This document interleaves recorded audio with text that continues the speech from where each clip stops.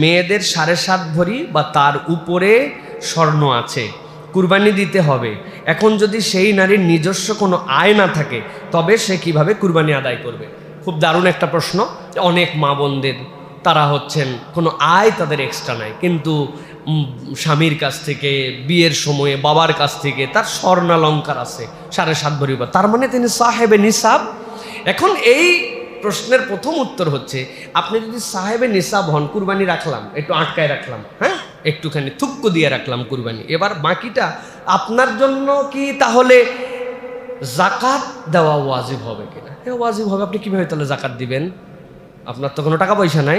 দুইটা হালত, আপনার স্বর্ণালঙ্কারের কিছু অংশ আপনাকে বিক্রি করে দিতে হবে। ও ভাই, এটা আপনি কেন আপনার ভাবতেছেন? 7.5 ভরি আপনার হওয়া মানে 2.5% তো আপনার না। 7.5 ভরির 2.5% তো আপনার না, এটা তো আল্লাহ।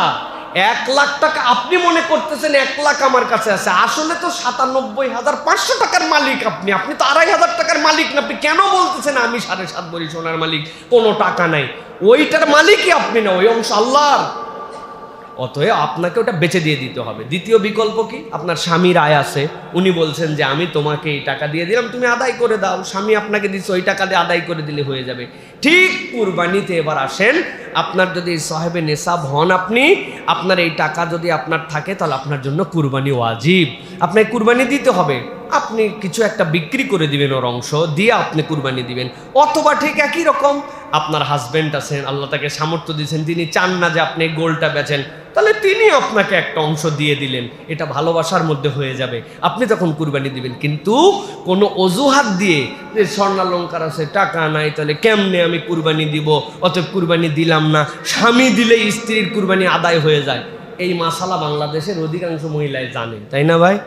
যে স্বামী দিলে স্ত্রীর কুরবানি আদায়। বাবা, আপনার অসুস্থ হয়েছিল স্বামী, আপনি নামাজ পড়ে দিয়েছিলেন তখন, না উনার হয়ে রোজা রেখে দিয়েছিলেন উনার হয়ে, তো আপনি উনার নামাজ পড়া যদি না হয়, উনার রোজা যদি না হয়, তা আপনি কেমনে তার কুরবানি আপনি আদায় করে দিচ্ছেন?